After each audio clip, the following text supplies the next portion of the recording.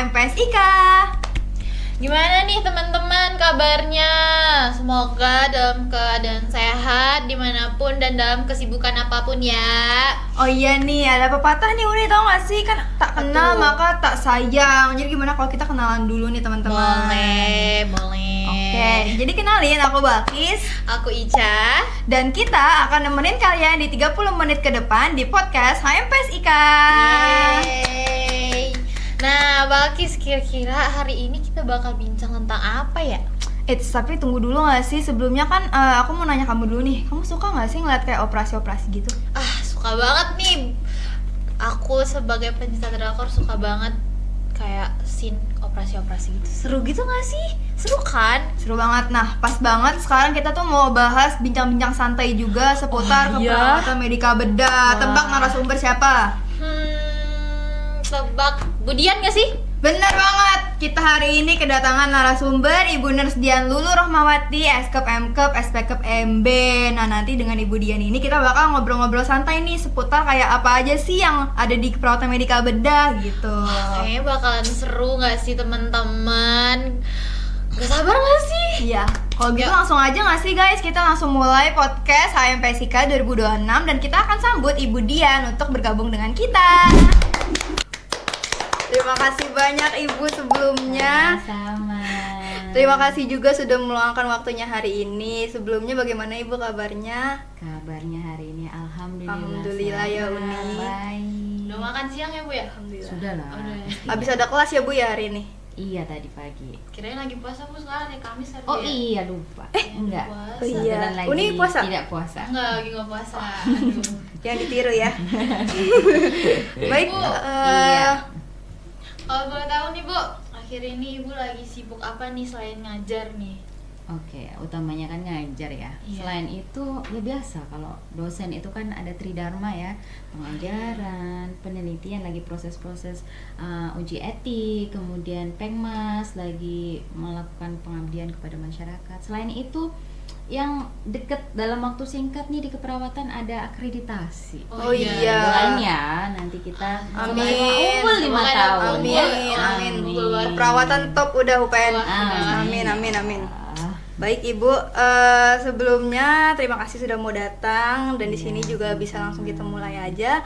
Kalau sebelumnya ini kan Ibu pasti cita-citanya dulu nih Ibu mau langsung jadi perawat atau kayak sebenarnya dulu pas kecil saya mau ada cita-cita jadi guru, jadi pemadam kebakaran kah Ibu? Ibu dulu kecilnya seperti Jadi pemadam apa kebakaran gitu? ya. Siapa tahu?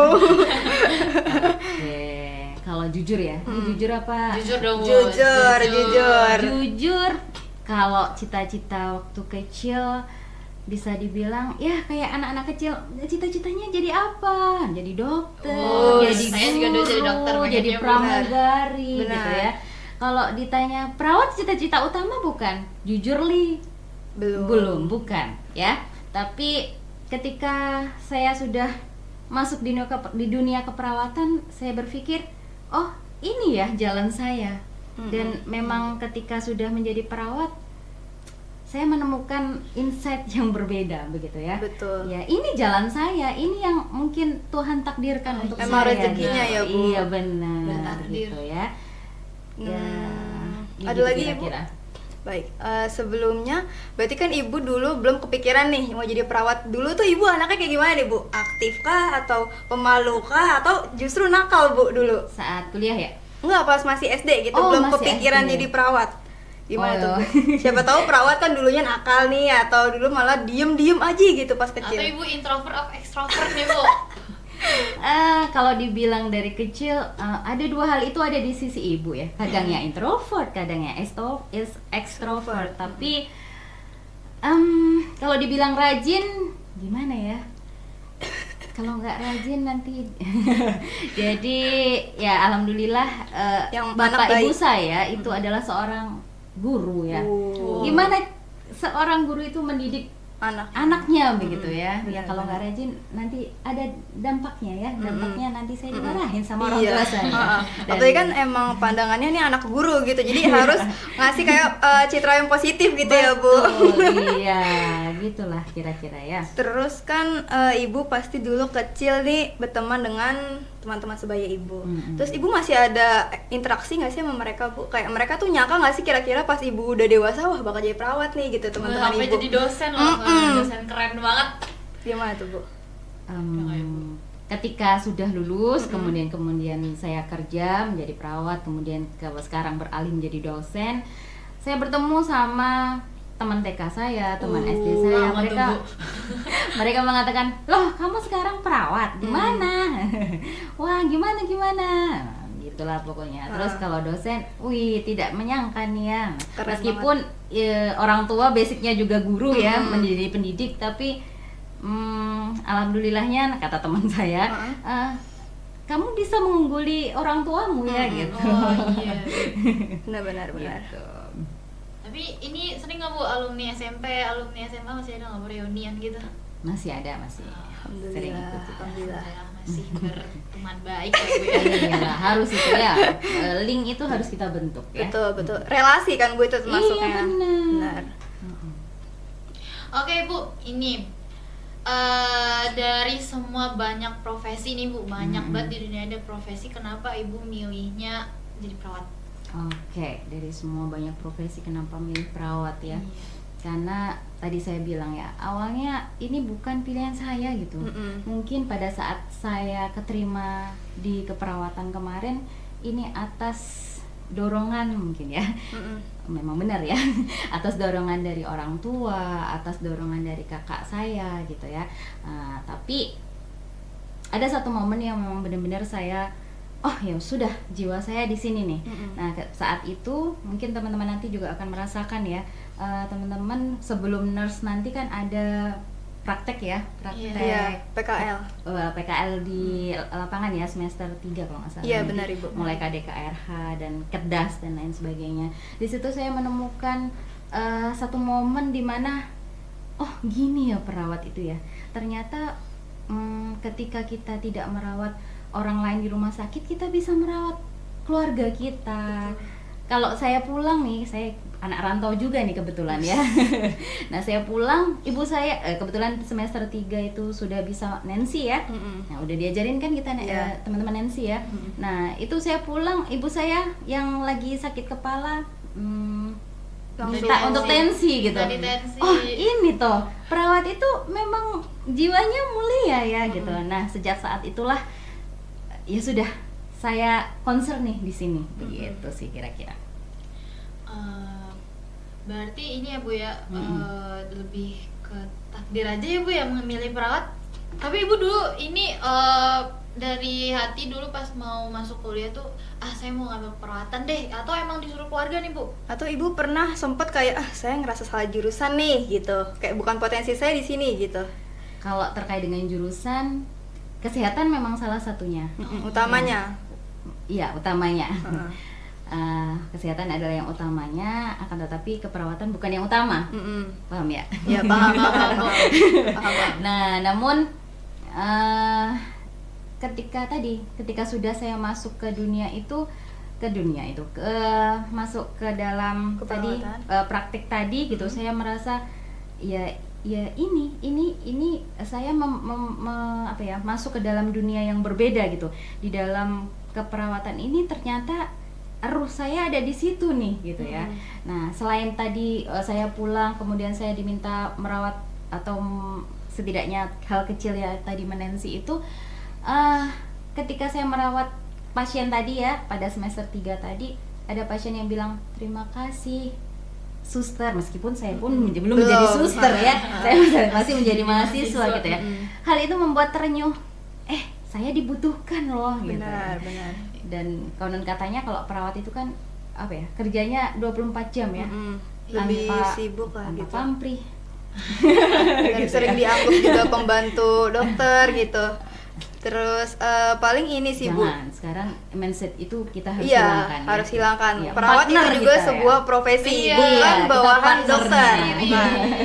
Terus dulu itu kan Ibu berarti menikmati ya Bu masa-masa kuliah keperawatan itu. Berarti Iya. Ibu tuh dulu mahasiswanya aktif gitu Bu. Maksudnya kayak aktif untuk kayak belajarnya. Terus kalau ujian itu Ibu sistemnya gimana Bu? Kayak belajar jauh-jauh hari Belajar atau hari sistem atau kebut semalam? nih Bu. Kalau Oke. biasa kan kayak mahasiswa sekarang kayaknya ini ya teman-teman ya pasti kebut semalam. Besok mau ujian, malamnya baru mau Kayak belajar. males deh, ntar dulu deh, kayak Iya. masih gampang nih. Iya, masih Oh, bisa kok dalam semalam kekejar gitu. Kalau Ibu Biasanya kan gimana? gitu ya Bu. Pertanyaannya bagus sekali ya. Karena ketika saya menjadi dosen, saya melihat ini anak-anak kenapa nilainya seperti ini. Saya pernah review nih ya. Ini sebelum nanti saya flashback ketika saya mahasiswa ya. Kenapa nilainya jelek? Nggak belajarnya baru semalam. Iya Bu, atau mungkin iya sudah belajar berulang kali tapi rasanya nggak ada yang keluar Bu gitu kan ya. Iya nggak? Panik sih kalau nggak ada yang keluar sih. Iya. Oke, ini pengalaman Ibu saat dulu menjadi mahasiswa ya. Kalau misalnya ini kan besok jadwal UTS, jadwal UAS itu kan udah jelas ya di TM ke 8, ada di TM ke 16 gitu ya. Nah, jujur nih ya, saya punya timeline di mana ketika misalnya di tanggal 8 Juni misalnya ya.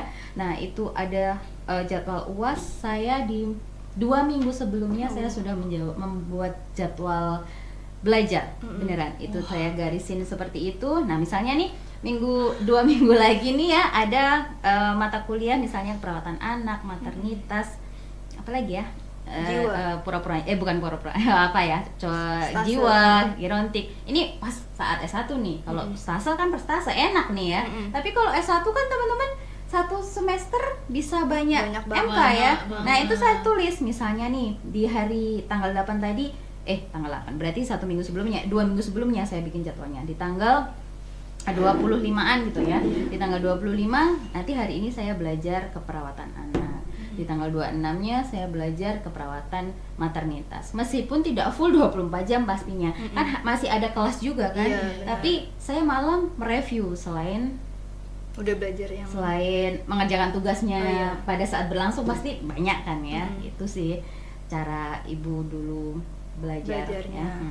Tapi gini Bu, Mm-mm. kata Ibu tadi 2 minggu sebelum mau ujian Bu. Tapi kalau misalnya untuk mahasiswa yang berorganisasi gimana tuh Bu? Itu pasti kan bakal padat ya Bu ya? Proker lah, Iya, ada paham. rapat inilah gitu. Itu bakal kan, kalaupun udah nyampe rumah pasti udah capek gitu Bu. Jadi kayak niat buat belajar tuh udah ntar Makanya aja, ditunda-tunda mending tidur terus deh, gitu kan. Oke. Terus gimana pendapat Ibu kalau Organisasi ya. misalnya mahasiswa yang Jujur nih Ibu berorganisasi? juga organisasi loh. apa Bu itu? Kalau dulu saya di Rohis namanya, kalau Oh. di FIK, FPPI ya namanya ya. Kalau di sini apa namanya? Rohisnya. Apa namanya?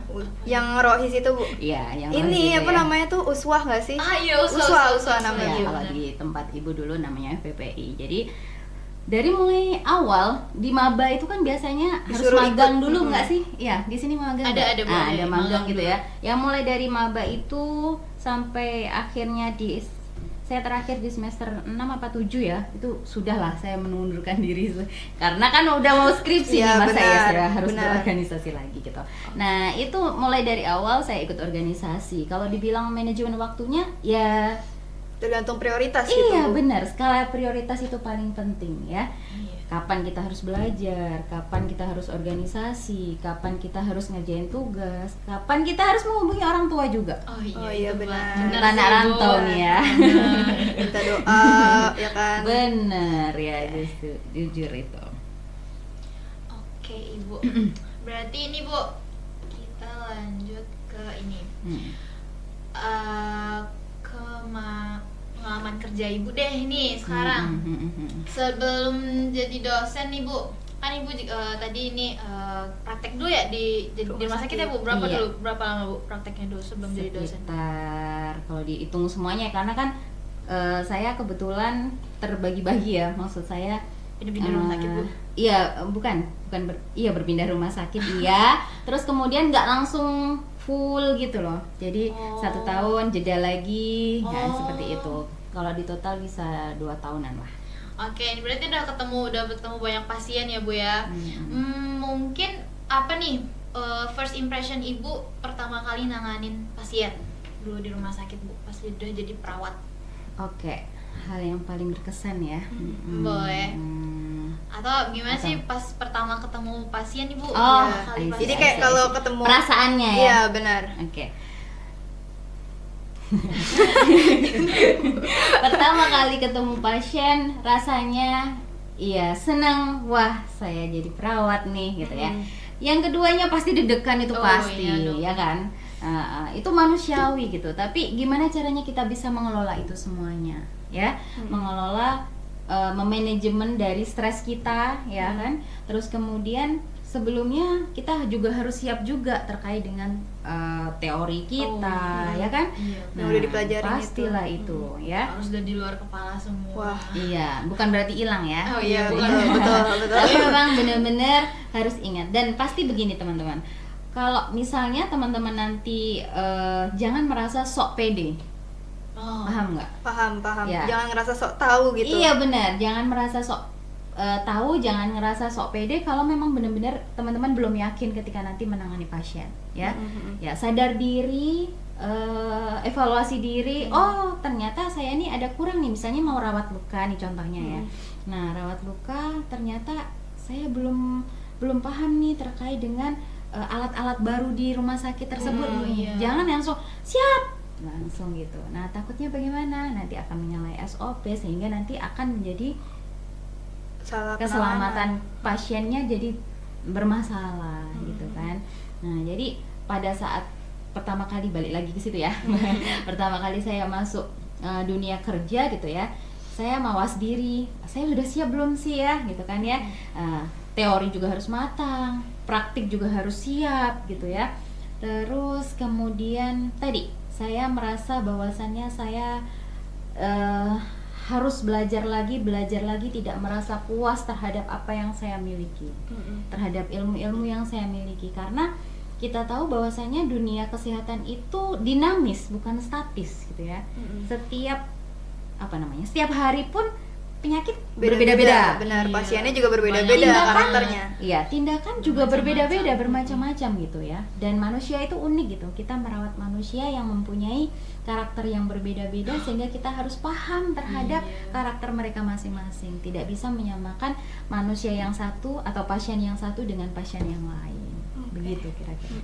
Terus Tapi- kalau izin ya, Iya, Uni. boleh. Saya mau nanya nih Bu, Iya. kan kalau semisal dulu pas jadi mahasiswa ada yang namanya PKL, itu kan pasti ketemu pasien juga. Nah bedanya Ibu pertama kali ketemu pasien pas di PKL sama pas pertama kali jadi perawat tuh bedanya apa Bu? Lebih deg-degan yang mana gitu? Baik, jujur Li. Jujur Li.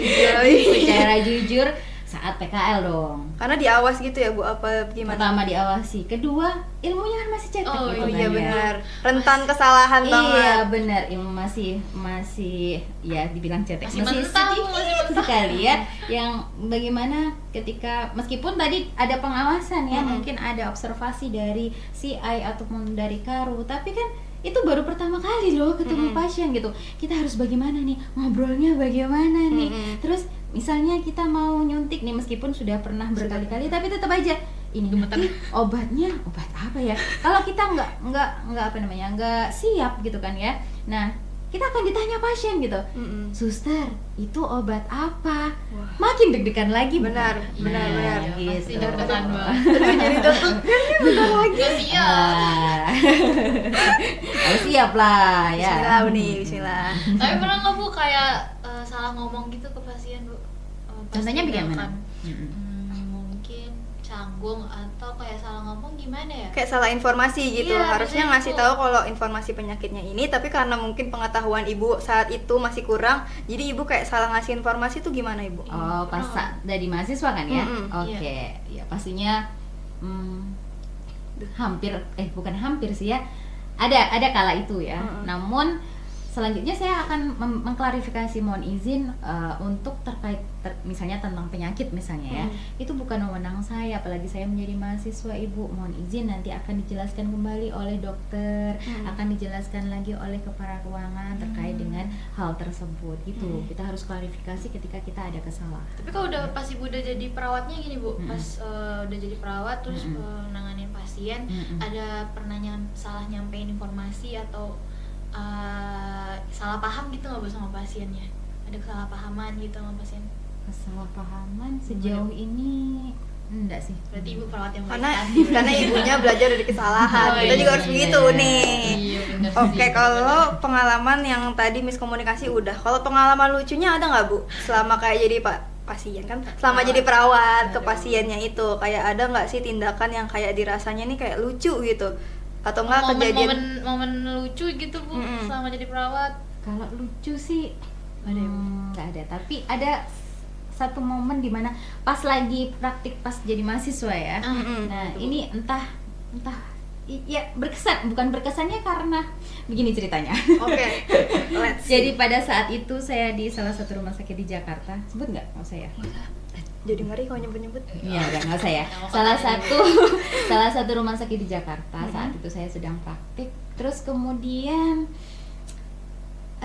memang pasiennya saat itu keluhannya adalah gatal-gatal di kepala, ya kan? Jadinya apa tindakan kita? Keramas, keramas kan akhirnya. Saya mengeramasi layaknya yang sudah diajarkan di kampus gitu ya, dengan sabar, dengan ini dengan kebetulan sama teman saya. Terus setelah itu udah selesai semuanya. Habis itu kita sudah beresin semuanya, kita pamit. Tiba-tiba nih ya, Takut.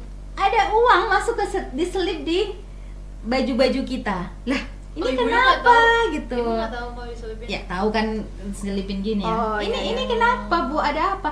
Buat jajan Neng, buat jajan. Gak apa-apa Neng. Jadi kayak ya ampun sebegitunya ya ketika kita, bukan berarti tadi mata duitan bukan Iya, ya. benar. Sebegitunya ketika care ke pasien gitu ya. Pasien itu juga paham gitu loh Iya, ke kita gitu. Merasa kayak sangat diperhatikan gitu. Mungkin sebagai tanda terima kasih nggak sih Bu? Apa gimana tuh? Nggak tahu juga, tapi akhirnya kami kembalikan lagi sih. Kan kami sudah berjanji tuh ya, di ucap janji ya. Tidak Nggak boleh Nah, menerima apapun dari pasien maupun keluarganya. Iya. Oh iya, namanya apa sih, betul. gratifikasi ya? Iya. Kalau kerja namanya gratifikasi. Oh iya ya. benar. Terus kalau semisal pengalaman-pengalaman yang lain kayak yang berkesan gitu, kayak Ibu pernah nggak sih kayak ngelayanin artis atau keluarganya, atau kayak ada penanganan yang Ibu hindarin banget nih, kayak Ibu hindarin tapi akhirnya ketemu juga tindakan itu, ada nggak Ibu? Kalau artis belum pernah sih ya. Tapi kalau perawat dan keluarga perawat itu sama nih ya. Perawat dan Keluarga perawat. Jadi kayak Itu keluarga sering ya. Oke. Tapi kita juga harus hati-hati kan, karena Iya. mereka paham gitu loh terkait Iya. dengan kesehatan. Jadi kita nggak yang ya udahlah gitu kan, enggak. Tapi harus bener-bener harus baik, bukan baik sih ya, harus ya sesuai dengan prosedurnya. Karena kalau tidak biasanya nih mereka akan ini gimana begitu. Nah, protes Bu ya kalau ada kesalahan ya. Iya. Karena merekanya juga tahu SOP-nya kita. Tapi berarti kalau pasien-pasien gitu tuh banyak ya Bu karakternya sebenarnya. Unik tadi saya bilang. Iya, so kayak Ibu pernah juga nggak sih kayak ketemu nih, kan zaman sekarang kayak pejabat tuh suka ini ya Bu. Ibu pernah nggak sih kayak ketemu yang pejabat-pejabat yang merasa punya wewenang gitu di rumah sakit, jadi Ibu tuh kayak ngerasa sedikit tertekan, kayak mau ngelakuin tindakan tuh takut tuh salah atau gimana gitu Bu? Pernah di satu kondisi itu. Oh. Ya tadi kita juga harus berhati-hati gitu kan ya, karena sekarang apalagi ada undang-undang kesehatan, ada undang-undang ITE dan lain sebagainya, sehingga kebijakan-kebijakan tersebut yang kita juga harus hati-hati, tidak teledor gitu kan ya. Nah, sesuai dengan SOP yang ada di rumah sakit yang kita kerja gitu. Jadi sebenarnya kita tuh kayak nggak usah takut lah ya Bu, karena kan emang udah ada undang-undang yang berlakunya juga, kayak emang kita tuh udah berusaha profesional gitu kan Bu. Iya betul. Oke Bu, ini kalau misalnya pengalaman yang menegangkan gitu Bu, menegangkan nih menakutkan nggak ya? Horor ya? Mirip ya? Menegangkan sama menakutkan. Wah menegangkan deh Bu selama praktik kan gitu Bu. ada nih. Ada apa tuh? Apa? Waduh, Tiba-tiba seru nih sedang praktek. Heeh. Kemarin kebetulan di HD ya, karena ibu kebetulan ngambil perkemihan ya spesialisasinya. Pada saat praktek di ruang HD tiba-tiba pasiennya apnu. henti napas. Iya, Oh, ya, terus? di napas di jantung. Hah. Ya saat itu RJP ya. Ibu yang ada JP. Iya, saya Nice. kan kalau RJP rame-rame nggak kuat ibu bawa Ganti-gantian ya, sendirian. Bu, ya? Iya. Nah pada saat itu saya merasa waduh gitu kan ya, dan panik ya, kebetulan pada saat itu sedang dinas juga ya, di ruang itu kebetulan PJ-nya juga gitu kan ya, sehingga aduh ini gimana nih. Nah sambil koordinasi sama teman-teman yang lain pasti, dan alhamdulillah pasiennya selamat. Alhamdulillah. Oke, berarti kan kalau sekarang ini berarti kita masuk ke spesialisasinya ibu nih. Iya, tadi Kebetulan udah pengalaman pekerjaannya. Jadi guys, teman-teman, Ibu Dia Lulu ini adalah Spesialis spesialis di keperawatan medikal bedah. bedah. Nah, sekarang kira-kira nih Bu, kayak banyak kan biasanya mahasiswa yang udah dengar kayak KMB ini, terus mereka tuh kira-kira kayak langsung kepikiran tugas, terus askep sama ujian gitu. Jadi sebenarnya KMB itu apa sih Bu? Maksudnya kayak menegangkan apa enggak? Karena kan kalau didengar-dengar medikal Medikal bedah. wah, Oh, dengar bedah itu tuh udah takut banget tuh, Bu. Makanya, aduh jadi gimana nih Bu buat mahasiswa gitu? Iya, bener. Ketika misalnya bertemu saya tuh kayak bertemu seorang yang aduh kemudian lagi nih kan ya, KMB Bu, kenapa emang dengan KMB? Saya pernah tanya begitu. Iya Bu, KMB itu susah, KMB itu bagaimana ya Bu, kita harus banyak belajar banyak hal gitu kan ya. Tapi teman-teman apa ya, KMB itu merupakan menurut saya ya, kenapa saya ambil KMB juga gitu kan ya, KMB itu luas. Memang sih KMB itu luas ya, tapi dibalik keluasan itu nanti kita bisa masuk ke semua lini dari keperawatan, iya nggak? Basicnya misalnya dari penyakit nih, dari penyakit, atau mungkin gini aja deh, secara ringkas, ketika kita apa ya, kita mengenal KMB, keperawatan medikal bedah. Medikal dan bedah, berarti penyakit dalam dan bedah. Emang luas sih ini ya, tapi ini menurut ibu adalah ruhnya dari keperawatan ya, menurut ibu loh ya. Nah jadi kita bisa mempelajari berbagai macam penyakit itu di KMB gitu ya, mulai dari apa namanya, pengkajiannya sampai nanti evaluasi ya, pengkajian, diagnosa, apalagi perencanaan, implementasi dan evaluasi gitu ya. Nah di KMB inilah nanti teman-teman bisa bekerja di ICU, di IGD, di ruang rawat, di poli, di mana lagi, banyak ranahnya ya. Dan biasanya stase paling banyak dibuka itu adalah KMB juga. Kenapa? Tadi paling banyak dibutuhkan di rumah sakit itu adalah KMB. Karena tadi bisa di mana-mana gitu. Kalau basicnya di KMB, menurut ibu begitu ya. Nanti mungkin pandangan dari keperawatan yang lain berbeda lagi ya. Kayak ini kan yang ditanya adalah ibu sebagai KMB ya gitu. Jadi pertama untuk teman-teman semuanya, jangan takut. KMB itu bukan merupakan hantu, bukan merupakan momok gitu ya.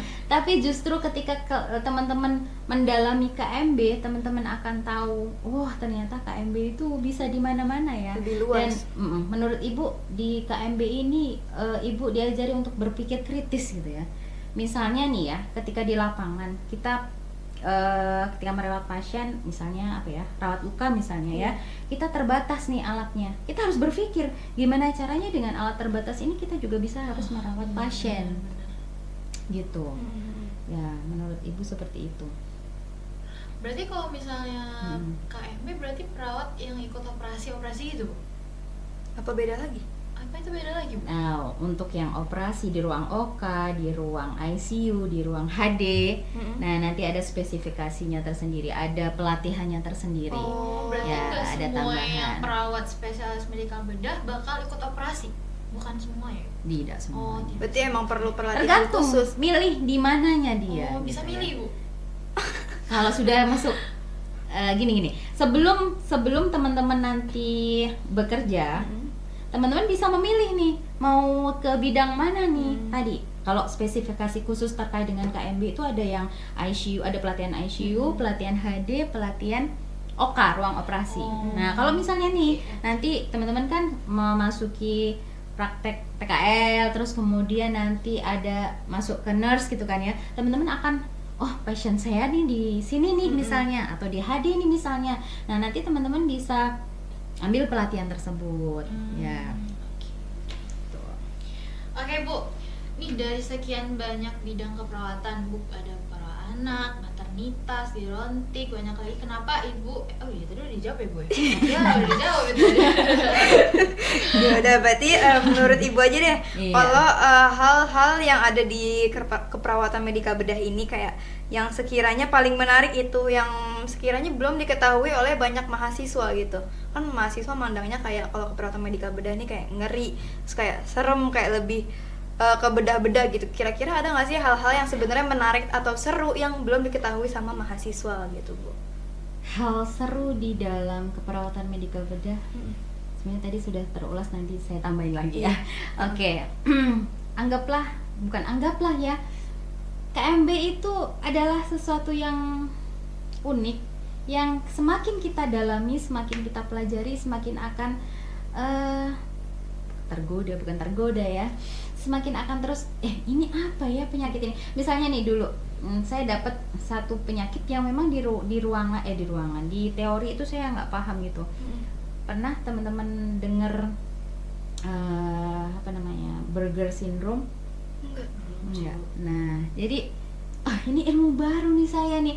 Apa nih, semakin didalami, ternyata seperti ini ya. KMB itu luas, kita nggak bisa cuma beberapa doang penyakit yang kita kita tahu gitu ya. Tapi setiap hari itu ada ilmu-ilmu baru yang menurut Ibu itu kita harus pelajari juga setiap harinya gitu. Oh, berarti kalau selama Ibu belajar di medika bedah ini lama-lama tuh kayak ada rasa ketagihan gitu, rasa pengen belajarnya itu makin nambah gitu, karena kan emang perlu gitu kan, terus kayak emang udah terbiasa kayak pengen ini jadi pengen lebih tahu gitu kan. Boleh, Uni? Oke, nih kita milih dulu Bu. Ibu nih kalau disuruh milih Bu, lebih deg-degan ngadepin pasien yang kritis atau ngadepin mahasiswa yang presentasi tiba-tiba di luar line materi ini Bu? Ini materinya lain, materi presentasinya juga lain Bu. Deg-degan yang mana Bu? Pasien kritis. Dua-duanya. Dua-duanya. Iya, tapi beda tempat. Oh iya sih. Oh iya benar, Satu di rumah benar. sakit, satu di kampus. Bukan. Oh bukan. Kalau pasien kritis, deg-degannya itu di jantung ya. Waduh, ini gimana nih, prosesnya bagaimana? Tapi kalau mahasiswa yang salah tadi ya, deg-degannya di kepala. Nyut-nyutan ya. Aduh, Aku pernah ketemu mahasiswa yang materi presentasinya di luar sama materi yang seharusnya ada Bu. Sejauh ini enggak sih. Tapi kalau pertanyaan dan jawabannya agak jauh, ada. Pertanyaannya ke utara, jawabannya ke selatan gitu kan ya. Banyak sih Bu kayak gitu. Oke, jadi kan Ibu sekarang udah jadi dosen nih Bu ya. Kira-kira ada nggak sih kayak pemikiran Ibu atau pandangan Ibu nih yang sekiranya berbeda pas kayak masih jadi mahasiswa keperawatan atau pas masih jadi perawat sama pas sekarang udah jadi dosen gitu Bu? Kira-kira kepikiran apa gitu yang udah berubah? Oke, baik. Kalau terkait dengan pandangan, dulu pas jadi perawat, ya udah pandangannya di depan kita adalah kasus nyata gitu ya. Yang kita hadapi adalah pasien beneran gitu ya. Jadi ya udah, tindakannya apa, keluhannya apa, ya kita kan menangani pasien bukan berdasarkan diagnosa yang ada ya. Bisa jadi diagnosanya hipertensi misalnya, tapi keluhannya macam-macam. Ada yang nyeri tengkuk, ada yang nyeri kepala, bahkan pasien hipertensi ada yang nggak merasakan itu semua gitu kan ya. Nah, mungkin mual muntahnya, mungkin mata kaburnya dan lain sebagainya. Ya udah, yang dihadapi adalah keluhan pasien ada di depan kita gitu. Tapi kalau sebagai dosen kita juga harus bisa menganalisis ya, menganalisis kasusnya adalah kasus tidak nyata gitu kan ya. Ya enggak? Nah, ya kita berhadapan dengan kasus yang tidak di depan kita pasiennya gitu, tapi kasus dunia maya gitu kan ya. Sehingga analisisnya harus lebih jauh lagi gitu.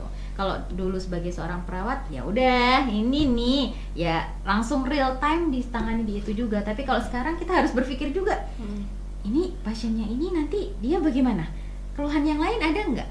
Ya nggak. Kalau teman-teman membuat askep dari kasus yang sudah diberikan dosen misalnya, teman-teman juga meraba-raba juga kan ya? Iya. Ya sama kayak ibu juga seperti itu ketika misalnya menghadapi soal, ini kasus maunya kemana nih gitu. Tapi kalau pasien beneran, ya udah real time-nya apa gitu. Itu perbedaannya mungkin. Oke. Tapi menurut ibu nih bu, ada nggak kayak kesalahan atau ketakutan dari mahasiswa waktu belajar KMB gitu? Ketakutannya mahasiswa. Iya. Kesalahan atau ketakutan mahasiswa pas mereka lagi belajar materi tentang KMB gitu. Oke, mungkin pernah sih saya tanya ke mahasiswa ya, nilainya kan begitu ya. Emang normal ya kalau nilainya di bawah itu? Jadi Kenapa takut maksud- Nilainya ketika dilihat dari hasilnya, waduh nilainya kenapa nih gitu kan ya. Terus kemudian saya tanya, kira-kira nih teman-teman, kan ibu ngajar tidak di sini aja ya KMB Iya. ya. Nah mungkin apa ya, lebih lama juga di tempat yang lama juga gitu. Saya tanya, kenapa? Apa yang membuat kamu nilainya seperti ini gitu? Tadi mungkin ketakutannya mahasiswa itu terkait dengan analisa kasus kali ya. Iya nggak? Jadi Saya sebenarnya masih bingung tuh Ah. si kasus mau dikemanain itu. jadi Bingung, Bu. sejauh ini yang ibu tangkap terhadap mahasiswa itu mereka hanya menghafal, tapi belum memahami betul terkait dengan nanti ketika misalnya kasusnya misalnya hipertensi, nanti kita arahnya kemana nih gitu ya. Misalnya yang ditanya adalah diagnosa keperawatan misalnya, ya kita harus paham juga di dalamnya itu bukan teori. Kalau secara teori nih tanda dan gejala hipertensi adalah tadi mata kabur, nyeri tengkuk, kemudian apalagi sakit kepala gitu ya, dan lain sebagainya. Tapi kita lihat di dalam ini ada nggak komponen-komponen itu. Nah mungkin itu terkait dengan analisa kasusnya mungkin yang kurang. Sama tadi sih sistem kebut semalam belajarnya mahasiswa nih. Benar. Jadi walaupun udah menghafal juga kadang udah nggak apa gitu. Walaupun udah apa kan nggak tahu bener-bener cara nginiin yang di realitanya gitu kan. Iya benar. Terus berarti kalau dari situ tuh ibu tahu nih mana bedanya mahasiswa yang emang cuma sekedar lulus sama yang emang beneran jadi perawat tuh, ibu tahu kira-kira pandangan ibu kayak ini kayaknya ini mahasiswa yang cuma sekedar lulus, kalau yang ini wah ini bakal jadi perawat yang oke gitu. Menurut ibu gimana? Ketahuan sih itu biasanya. Karena selama hampir 10 tahun ya ibu mengajar khususnya di keperawatan medikal bedah. Nanti anak-anak yang jadi perawat khususnya yang di ruangan yang wow gitu ya. Wow itu maksudnya IGD, OK yang benar-benar dia harus critical thinking yang tinggi. Biasanya ketika jadi mahasiswa mereka kritis juga. Sering bertanya, sering menjawab pertanyaan ketika diskusi. Saya berpikir ini anak oke juga nih. Ternyata setelah lulus saya mengamati dia. Sekarang di mana? IGD bu, ICU bu, OK bu. Oh pantas, oke. Cocok nih. Cocok berarti ya. Terus kalau emang boleh jujur nih kayak kira-kira ada nggak sih kayak kebiasaan, ini kan ibu dosen KMB nih, ada nggak kayak kebiasaan mahasiswa yang bikin ibu gemes gitu? Kayak ini keterlaluan nih udah begini mahasiswa tuh, ada nggak bu yang kayak gitu? Entah pas lagi dia praktek atau pas ngerjain apalah itu. Tapi Bu Jen kayaknya dosen yang kayak Terlalu sabar. Duh, kelihatan sih Bisa jujur. sih. Tapi kan nggak ada yang tahu gitu, tanyakan kepada ibu. Iya. Ada satu kondisi. Suruh bikin asuhan keperawatan, ketiplok sama temennya. Sebel sekali saya ya. Gemes saya. Kopas kan? Tahu.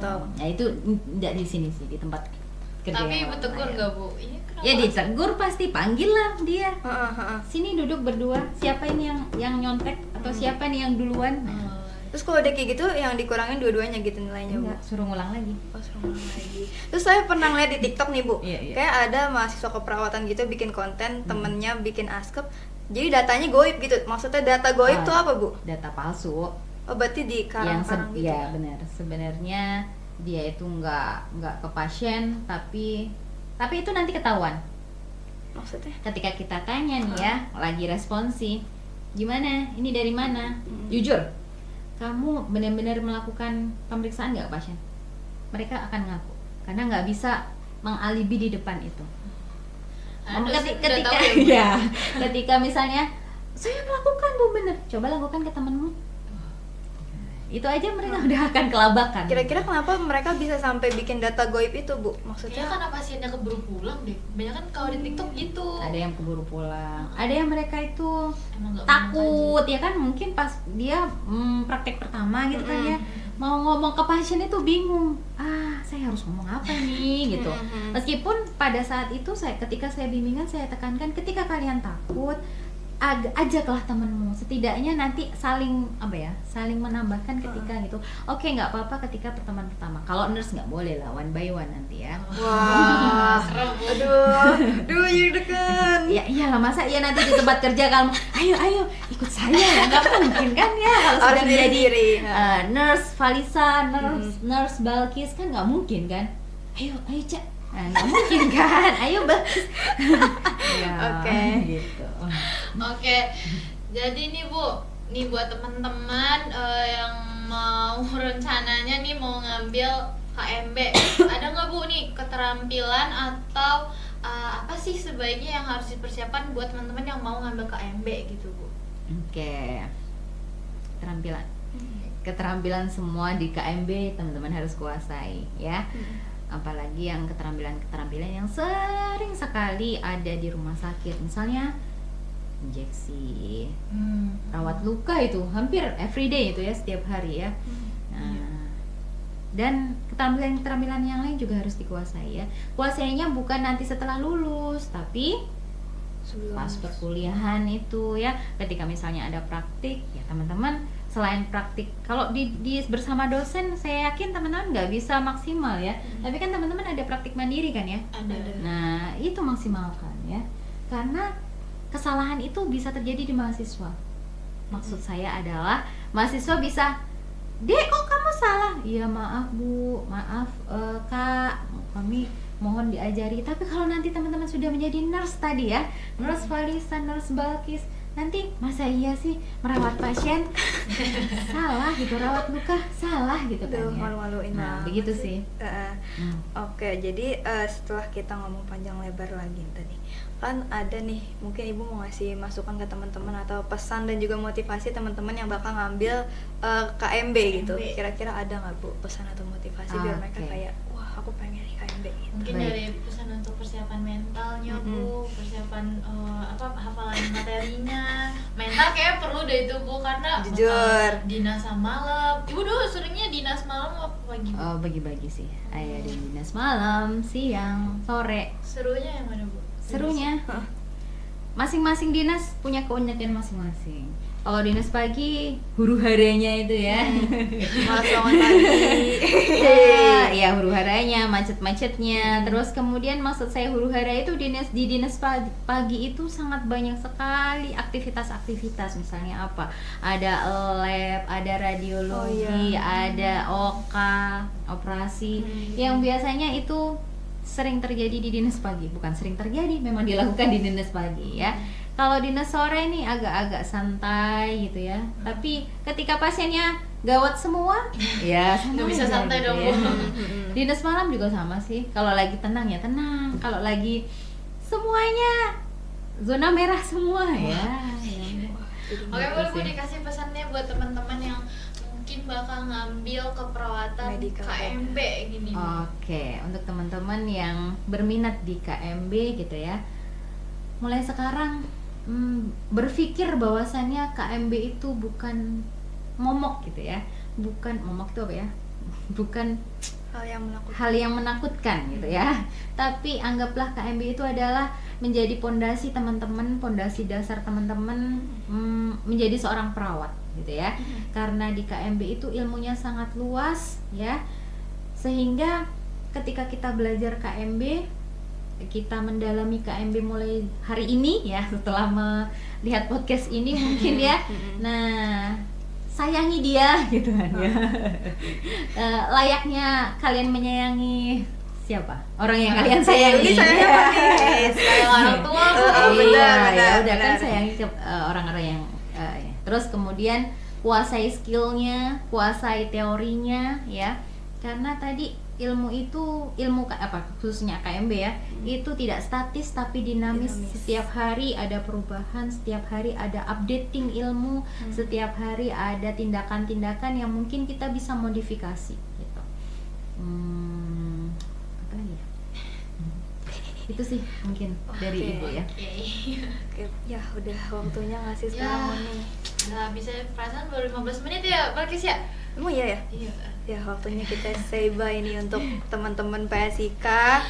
Apa sih kan? Padahal masih banyak yang mau ditanyain ke Budian. Apa besok aku ngambil KMB ya?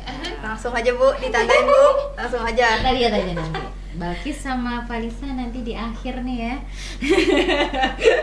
Penelitiannya nih berminat kemana gitu kan ya.